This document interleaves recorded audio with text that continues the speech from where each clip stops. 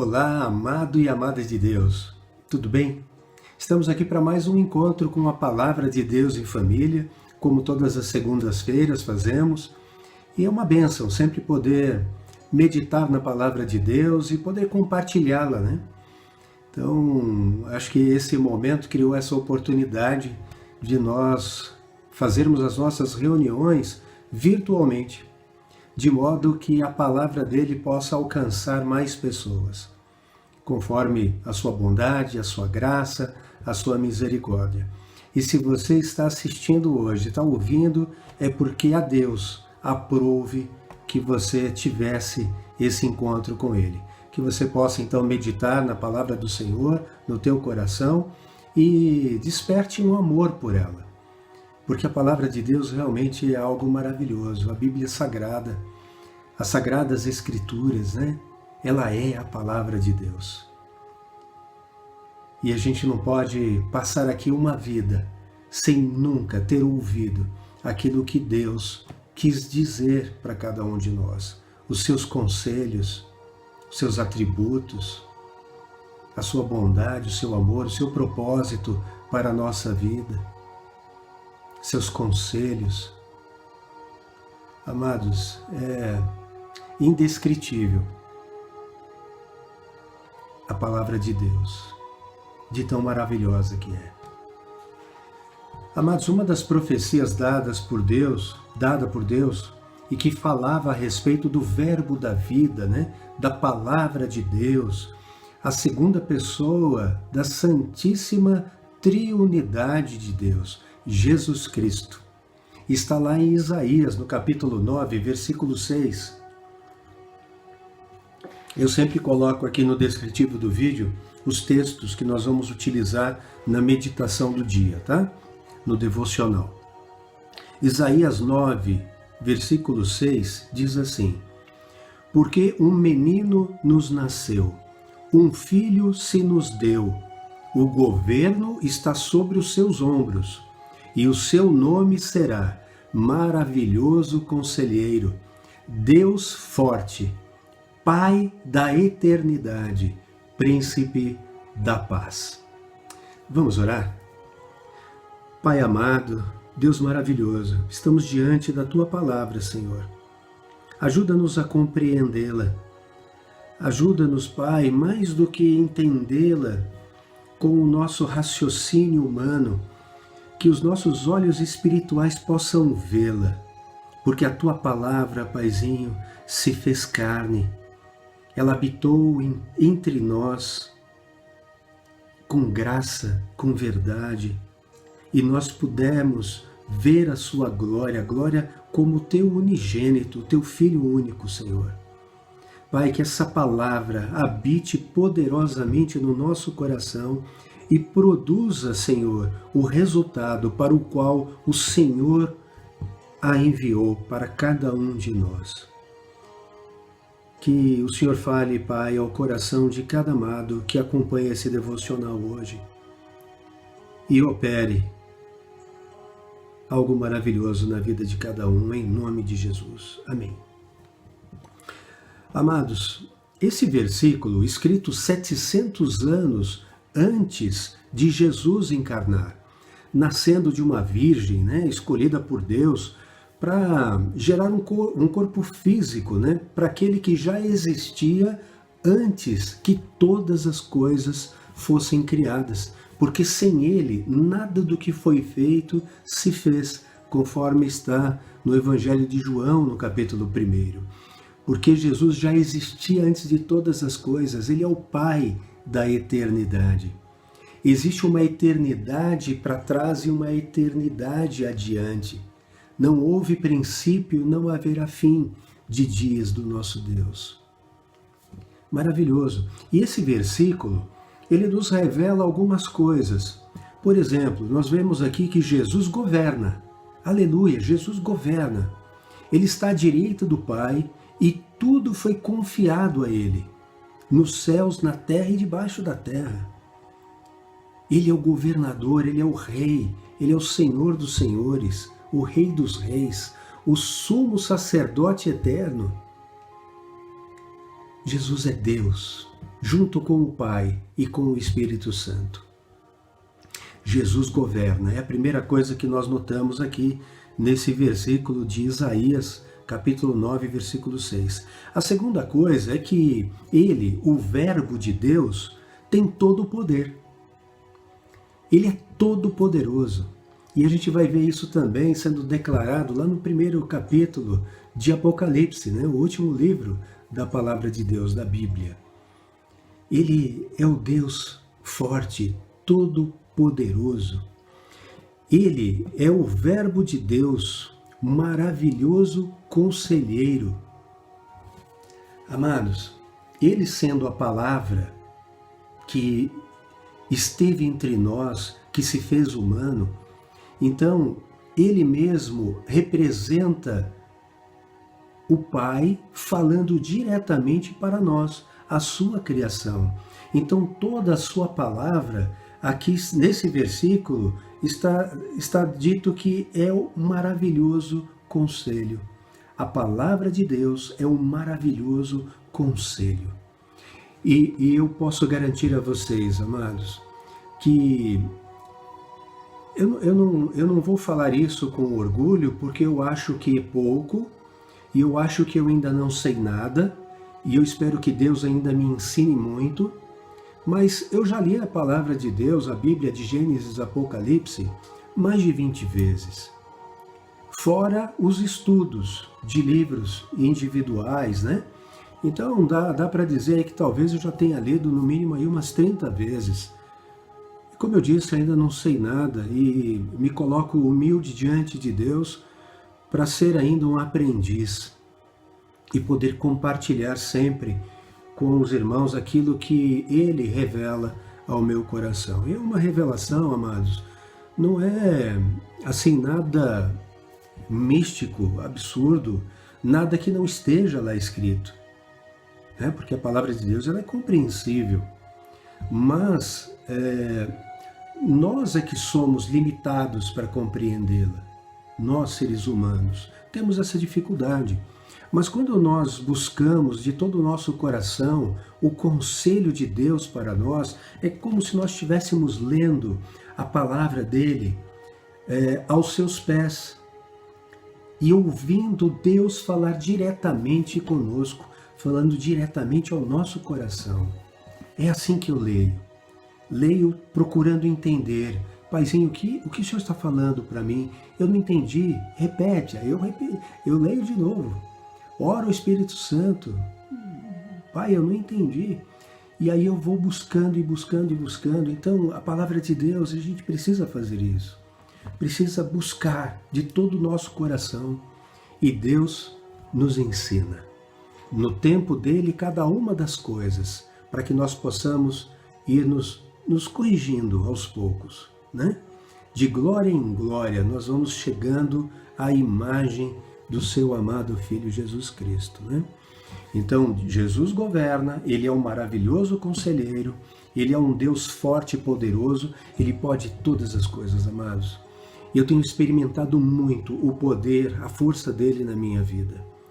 Em meio às tribulações, às aflições, em oração, buscando e clamando a Ele, Ele não me decepciona em absolutamente nada. Eu nem mereço, mas Ele faz muito mais do que eu peço, muito mais do que eu penso, muito mais do que eu mereço. Porque Ele é um Pai bom. E aqui também o versículo diz que Ele é o Pai da eternidade. Então, Jesus mesmo se declarou, eu sou a vida eterna. Aquele que crê em mim, mesmo que morra, viverá. Em outro trecho ele diz, aquele que crê em mim não morrerá eternamente. Por quê? Porque será ressuscitado. Amados, todos seremos ressuscitados, justos e injustos. Para a vida eterna e para a condenação eterna. Todos seremos. A palavra garante isso. O mundo e as crenças podem dizer o que quiser. Existe um Deus que criou tudo. Ele é o meu Senhor, Ele é o teu Senhor. Ele me criou e Ele te criou. E Ele vai prestar contas de tudo aquilo que você tem feito. porque Ele não nos criou para a perdição, Ele não nos criou para o mal, mas nos criou para sermos santos, como Ele é santo. E entenda, amados, quando eu digo santo, não é o santo que o mundo compreende, não é o santo porque é perfeito, é o santo porque foi separado para Ele, separado em fé. Todo santo, todo separado, porque a palavra santo significa isso, separado. Separado de quem? Separado do mundo para Deus, separado do pecado para Deus. Entende? Separado do pecado que leva à morte para ser servo de Deus que leva à vida, mesmo com todas as nossas fraquezas, limitações e pecados. Por quê? Com um coração transformado, porque aquele que crê em Jesus Cristo, nova criatura é, então tem um novo coração, então ele não se conforma com o pecado. Por isso, ele pede perdão, ele se arrepende verdadeiramente e ele busca todos os dias fazer aquilo que agrada ao Pai e não aquilo que agrada ao príncipe deste mundo. Dá para entender isso? Então, Jesus é o Pai da eternidade. Nós não somos eternos em nós mesmos. Muito embora algumas crenças digam isso, mas isso não é verdade. Se Deus tirar o meu fôlego de vida, eu expiro aqui e agora. E o meu corpo vai para a terra e vai virar pó. Até que o Senhor, na sua segunda vinda, me ressuscite e devolva o meu espírito, o meu fôlego de vida. E aí então, ressurreto, num corpo agora de glória, como o ressurreto de Jesus Cristo, aí sim eu viverei com Ele para sempre, por toda a eternidade em sua presença, num local maravilhoso que olhos não viram, nunca penetrou no pensamento, nem no coração humano, o que Deus tem preparado para aqueles que o amam, para aqueles que foram chamados por Ele. Foram escolhidos, perdoados, redimidos, feitos filhos amados de Deus. É isso que nós recebemos quando nós, então, exercemos a fé verdadeira em Jesus Cristo. Cremos que Ele é o Filho de Deus, que Ele morreu pelo meu pecado, pelo teu pecado, e que por crer nisto, crer na sua ressurreição, nós também temos a certeza, porque Ele envia para dentro de nós o seu Espírito Santo, que é a garantia de que nós somos filhos dele e que seremos, então, ressuscitados e levados para o seu reino de glória. Nós somos propriedade exclusiva de Deus. O Senhor nos fez reino e sacerdotes. Que coisa maravilhosa, amados. Tudo isso está aqui na palavra do Senhor. E a palavra dele é verdadeira. Ele não é homem para mentir, nem filho do homem, né? Para nos enganar. Então, Deus, a sua palavra é a verdade. Jesus Cristo é a verdade. Não tenha dúvida no teu coração, amado, sobre isso. E busque conhecê-lo. Busque conhecê-lo. Entenda o propósito dele para a tua vida. Você vai ver como a tua vida vai ser muito diferente, muito melhor. Vai ser uma vida de paz. Tanto que esse é o quinto atributo, ou quinta coisa que eu percebo nesse versículo. Príncipe da paz. Jesus Cristo é o príncipe da paz. E é justamente Jesus, o nosso príncipe da paz, que nos diz em João, Evangelho de João, capítulo 14, versículos de 23 a 27. Ele diz assim, olha, se alguém me ama, guardará a minha palavra, e o meu Pai o amará, e viremos para ele e faremos nele morada. Amados, que coisa maravilhosa é essa? Jesus diz que habitará em nós juntamente com o Pai, na pessoa do Espírito Santo. A gente vai ver isso um pouco mais à frente. Se o quê? Se nós guardarmos a sua palavra. É o que está escrito aqui. Se alguém me ama, guardará a minha palavra. E o meu Pai o amará, e nós viremos a ele e faremos nele morada. Amados, ouvir, ler e entender a palavra de Deus e segui-la é a condição para que Deus habite em mim, habite em você.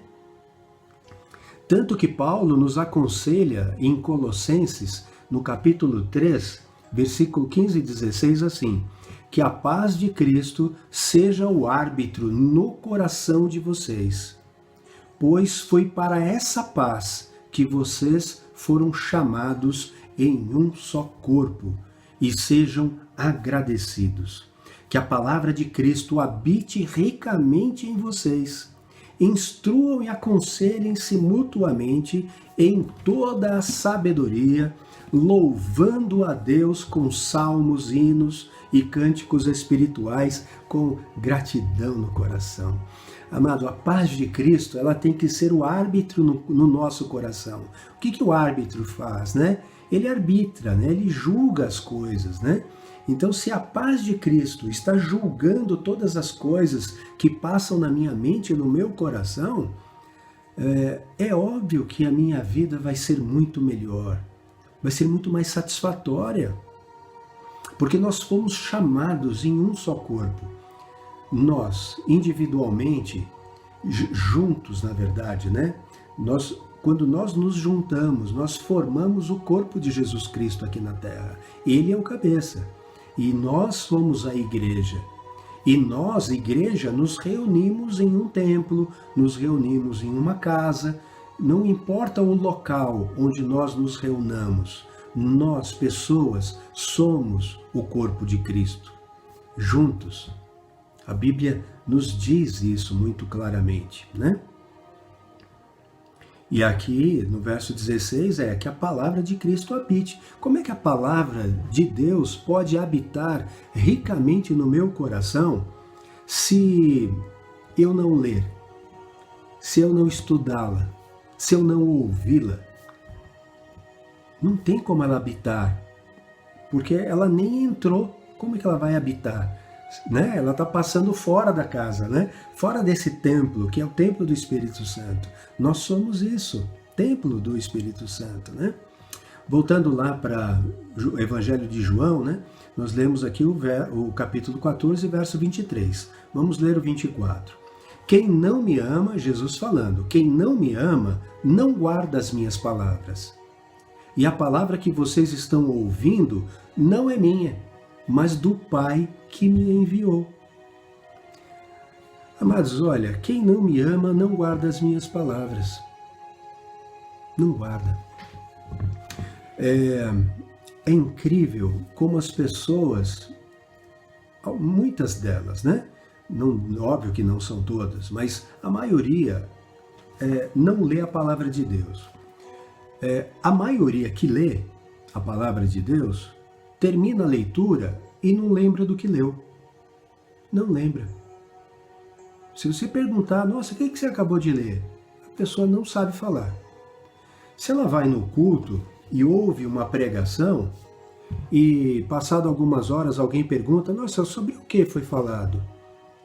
Qual foi a palavra que foi pregada? A pessoa não lembra.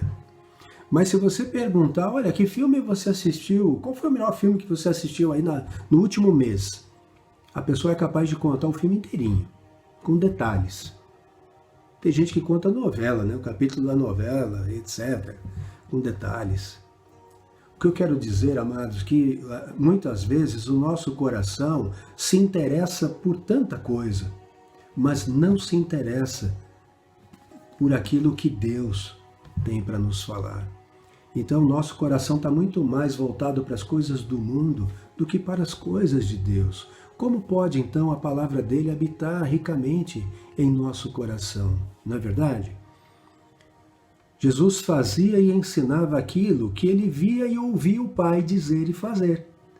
E nós fomos chamados a fazer aquilo que Jesus nos ensinou. Ele ensinou os apóstolos, e os apóstolos também disseram: sejam nossos imitadores como nós somos de Cristo. E como Cristo é imitador do Pai. E assim deve ser a igreja por todas as gerações. Só que a igreja e a doutrina, a sã doutrina, ela foi se desviando já desde o primeiro século. E muitas heresias, muitas mentiras foram entrando e foram desvirtuando, desvirtuando a palavra de Deus. E por isso surgiram tantas crenças, tantas religiões que fogem daquilo que Deus está falando. Verso 27 diz assim, olha: deixo com vocês a paz. Ah não, perdão, amados, eu pulei aqui, né? Verso 25. Tenho dito isso enquanto ainda estou com vocês. Mas o Consolador, o Espírito Santo, que o Pai enviará em meu nome, esse ensinará a vocês todas as coisas e fará com que se lembrem de tudo o que eu lhes disse. Amados, se o Espírito Santo habita em você, você vai lembrar de tudo que você leu, que você ouviu da palavra de Deus. Porque é para este propósito que Jesus orou ao Pai e enviou o seu Espírito Santo para ser o seu vigário aqui na terra. O Espírito Santo é o seu substituto na igreja de Jesus Cristo até a volta de Jesus, até a sua segunda volta, né? Que virá aí já no fim dos tempos. Ele virá. É uma promessa, ele virá. Veio a primeira vez para a justiça, para que nós fôssemos salvos por ele. Mas virá uma segunda vez para juízo, para condenação. Porque a oportunidade foi dada. E a palavra dele está aqui à disposição para qualquer pessoa que ame a Deus e deseje conhecê-lo. E aí vai dizer assim, no verso 27. Deixo com vocês a paz. A minha paz lhes dou. Não lhes dou a paz como o mundo a dá. Que o coração de vocês não fique angustiado nem com medo.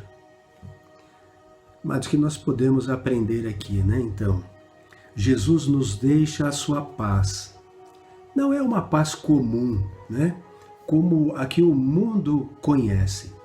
Porque a paz do mundo é a ausência de lutas, de aflições, é a ausência de preocupações, de medo, ausência de ansiedade. Esta é uma paz quase impossível de ter. Mas a paz que o Senhor nos dá, ela é diferente. Essa paz, ela independe das circunstâncias que nós vivemos. Por quê? Porque é uma paz obtida pela fé, amados. Fé, a convicção de fatos que não se veem. A certeza daquilo que se espera. Então, se eu estou esperando algo com certeza, com convicção, por que eu ficaria aflito e preocupado? Então, eu não olho para os problemas que eu estou vivendo. Eu olho para a solução que virá. Isso é fé. E eu não tenho, amados, fé como o mundo tenta nos ensinar em mim mesmo. Porque se eu depender apenas de mim para as coisas, eu estou perdido, porque eu sou um ser humano imperfeito igual a você. Eu tenho fraquezas igual a você. Então, amados, na verdade, o que eu preciso ter é uma fé que me leve a Deus. É uma fé naquele que é o Pai da eternidade, que é o Deus forte, o Deus eterno. Ele tem todo o poder para fazer aquilo que eu não posso. Então, isto é fé. Eu não olho para aquilo que estou vivendo, mas para aquilo que eu espero e creio que o Senhor fará. Quando eu confio em Deus e peço a Ele que dirija e controle a minha vida, eu deixo de me preocupar com os nãos que eu recebo. Eu oro a Deus e digo: Pai, cuida da minha vida, eu entrego os meus caminhos ao Senhor, confio no Senhor, porque eu sei que o mais o Senhor fará. Então, se a tribulação vem, Deus permitiu. E se Deus permitiu, Ele tem um propósito com isso. Se eu bato na porta e ela não se abre, eu descanso no Senhor, porque eu sei que Ele enxerga além da porta. E porque Ele enxerga e está controlando a minha vida e me dirigindo, quando essa porta não se abre, eu entendo que, obrigado, Pai, não é para eu entrar por ela. E aí eu vou bater em outra, porque alguma vai abrir, e aquela que abrir foi aberta por Ele. E a palavra diz que a porta que Ele abre, ninguém fecha. E a que Ele fecha, ninguém abre. Então eu posso escolher como ser humano sofrer com aquele não, ou eu posso dar glória a Deus e me alegrar, porque eu sinto que Deus está dirigindo a minha vida. Isso vale para qualquer dificuldade que a gente enfrente, amado. Eu creio que Ele fará com que tudo coopere para o meu bem. Por quê? Porque eu o amo e sei que fui chamado segundo o seu propósito. A sua palavra diz isso. Apenas nós que cremos em Jesus Cristo e já experimentamos os seus cuidados, seu amor, sua misericórdia, seus maravilhosos conselhos, e podemos dar testemunho de que são bons, são agradáveis, são perfeitos, é que compreendemos um pouco desta paz oferecida pelo Senhor Jesus. E por que compreendemos apenas um pouco? Aí eu preciso recorrer a um outro texto, que é do apóstolo Paulo, né, a sua carta aos Filipenses, no capítulo 4, do versículo 4 ao 9, que diz assim: Alegrem-se sempre no Senhor. Alegrem-se sempre no Senhor. Outra vez digo, alegrem-se, que a moderação de vocês seja conhecida por todos. Perto está o Senhor. Não fiquem preocupados com coisa alguma, mas em tudo sejam conhecidos diante de Deus os pedidos de vocês pela oração, pela súplica, com ações de graças. Se você anda em obediência, amados, Deus está atento às tuas orações. Versículo 7 diz assim: E a paz de Deus, que excede todo o entendimento humano, guardará o coração e a mente de vocês em Cristo Jesus. E então vem um dos melhores conselhos para termos a paz que excede todo entendimento. Amados, entenda, uma paz que excede todo entendimento é uma paz que nenhum ser humano consegue compreender integralmente, em toda a sua plenitude. Mas um pouco a gente pode compreender aqui. E aí vem esse conselho no versículo 8, que diz assim,